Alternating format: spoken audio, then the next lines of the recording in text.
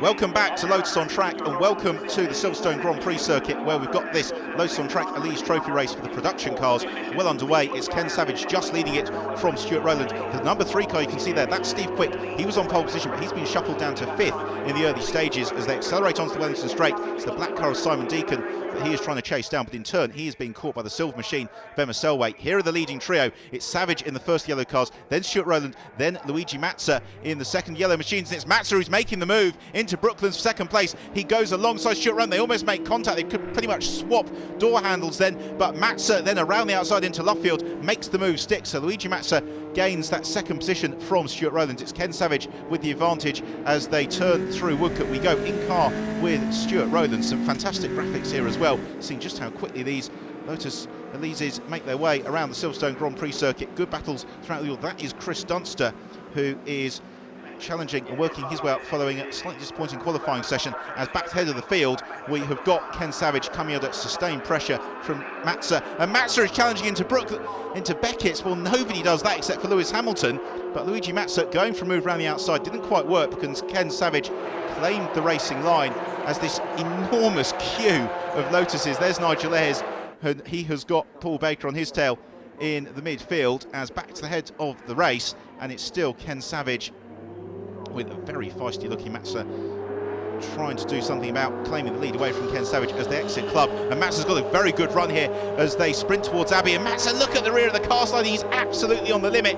This is a very quick part of the circuit because the Abbey curve, the right hand they're arriving at, is taken pretty much out. Stuart Rhodes got the best view as Savage turns across Mazza, and Mazza gets a huge slide on, but Ken Savage claims the lead because Mazza had the racing line, but Ken Savage just moved across, and Luigi Mazza did well hold onto it with under braking to Village, and Rowland is now challenging Mazza for second position. Wherever you look, there's dicing going on. So through the loop, and it's still Ken Savage in the lead of the race from Luigi Mazza, then Stuart Rowland, and then it's Simon Deacon who continues in 4th position. Here is that superb midfield battle as Chris Dunster right on the tail of Nigel Ayres is going to pick his way through. I think he is. Nigel leaves, well, not quite a car's gap, but Dunster just about squeezing through, or does he? Because Nigel Ayres carries the momentum on the exit as Mazza challenges for lead into Brooklands, and Mazza's got the inside, he makes contact with Ken Savage, and Savage holds on just, but will Mazza be able to claim the line through? Luffield will know he won't because Ken Savage puts 2 wheels on the grass, says that corner is mine, I'm staying in the lead, and that's exactly what he does. So it's still Ken Savage in the lead of the race. Stuart Rowland having a superb view of this dice. He's got a little bit of breathing space behind him as we have a replay of a rotation in the midfield, and well done to all the drivers managing to avoid the car that had turned around as we've got further action a little bit lower down the pack. Wherever you look, there's dicing. That's Simon Jones, who was just being assaulted from behind by Andrew Kell, but they all safely make it through. So those cars heading on towards Abbey as our race leader Ken Savage has still got now a queue of 5 cars in his tail because Emma Selway and Steve Quick have brought themselves back into the mix, and Quick launches himself the inside of Emma Selway and claims 4th position. Not sure that Emma really saw that one coming. Steve Quick just said, that will do me. So Emma Selway, we ride in car with her along Wellington Straight.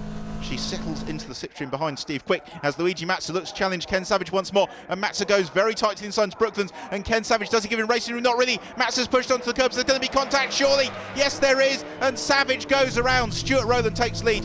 Emma Selway takes avoiding action, so it's Rowland into lead. Steve Quick jumps up into 2nd position. Mazza goes 3rd, and Ken Savage, unfortunately, goes to the back of the pack. We've got a replay from elsewhere on the circuit. That's Cops Corner, that's Tanya Mann, who has a bit of a rotation, but will get back into the race without too many problems. So we've now got a leading trio of Steve Quick, Stuart Rowland and Emma Selway. There is Dan Plant, who's coming up the order very nicely as Quick has got Rowland right on his tail with Emma Selway in the silver car just watching from afar. So Steve Quick, he started in pole position, he got shuffled down the order, and now after this 3 race he's back into lead, or is he? Because Stuart Rowland up the inside into Beckett's. What a brave manoeuvre as he draws alongside, but I think that Steve Quick's going to have the advantage through Chapel Curve. But Emma Selway, who wasn't dicing with either of them, has now got the most speed as they come onto Hanger Straight. As Rowland goes very defensive, so does Steve Quick. Emma Selway just moves, and she moves to the outside of the circuit. She's going to take the conventional racing line, whereas Steve Quick and Stuart Rowland are going to have to go very defensive. In fact, Selway slightly balked because Stuart Rowland just had to jump on the anchors as they turned through Stoke.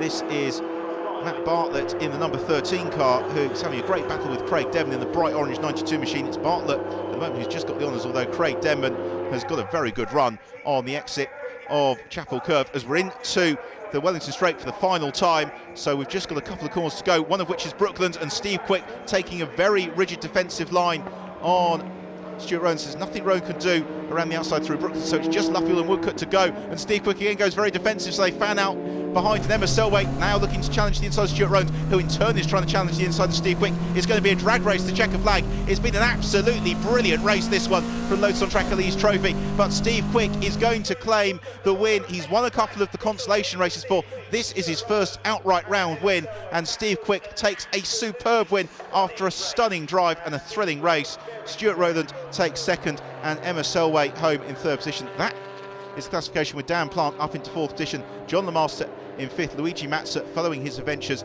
comes home in sixth position with Stuart Kirkbride in seventh. Adam Busey in eighth place. The Formula 2 podium home to three delighted drivers and a very warm round of applause. That was amazing. How are you feeling? Tired, hot. It's a good race. Very tight, very close, very fair. It was indeed. It looked like it was hard and it was a bit of a struggle at first.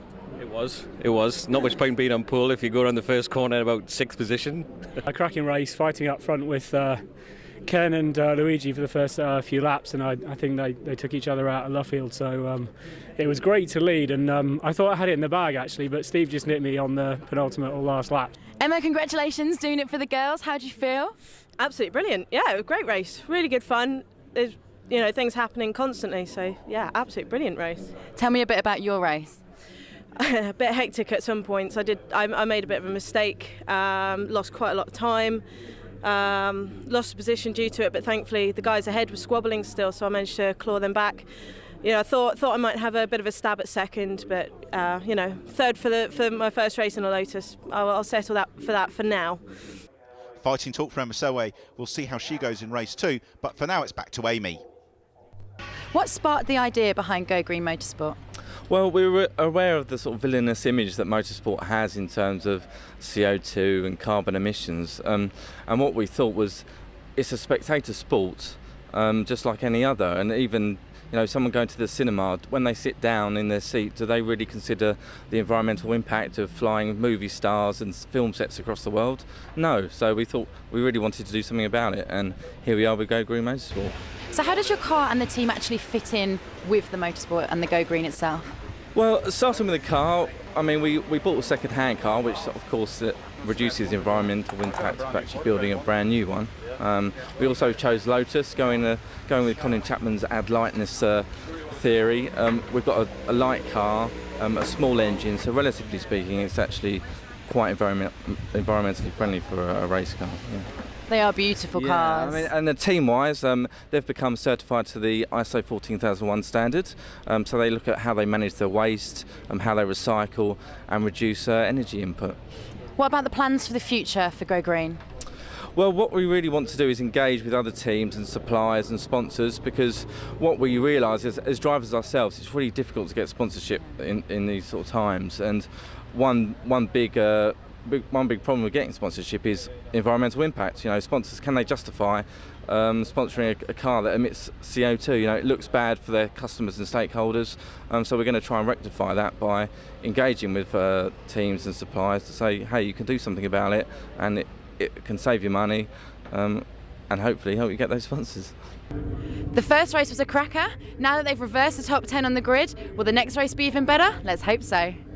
Well, it's going to be hard to top race one, but with such a full field of cars for this second race of the day from the Lotus on Track Elise Trophy, it could be anybody's race. With Adam Busey on pole position, Dan Plant alongside him, quick front row, John Lemaster and Emma Selway make up row two, with race one winner Steve Quick starting in ninth position. The revs begin to rise. Away we go. It's a good start from Busey in pole. Also well away is Dan Plant alongside him on the front row of the grid as they surge toward Copse for the first time. It's actually Emma Selway who's made the move up in second, but it's Busey who leads through Copse the first time.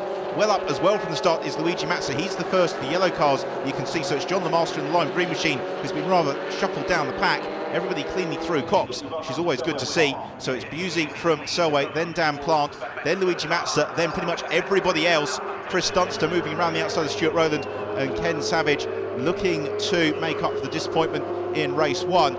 closing in already on the tail of Stuart Rowland as they exit Beckett, accelerate through Chapel Curve and onto Hanger Straight.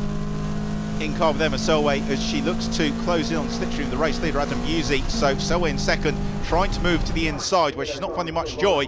And look at Luigi Mazza fanning out behind her. So it's Mazza to the outside, Selway to the inside, and Adam Busey being abused in the middle, because around the outside and into the race goes Luigi Mazza. So Mazza in the yellow car claims lead as Stuart Rowland runs very wide and around he goes. We're in car with Stuart Rowland. He goes off. It's Chris Dunster who's spun off as well. You can see just out of the windscreen as we head back to the head of the field, and Mazza did make that move stick over Busey, who leaps through over the curbs back in to lead the race at Vale. So it's Mazza who gets shoved out onto the curbs as this fantastic race kicks off. We are going to a break. Join us in a few moments' time for more Lotus on Track race action.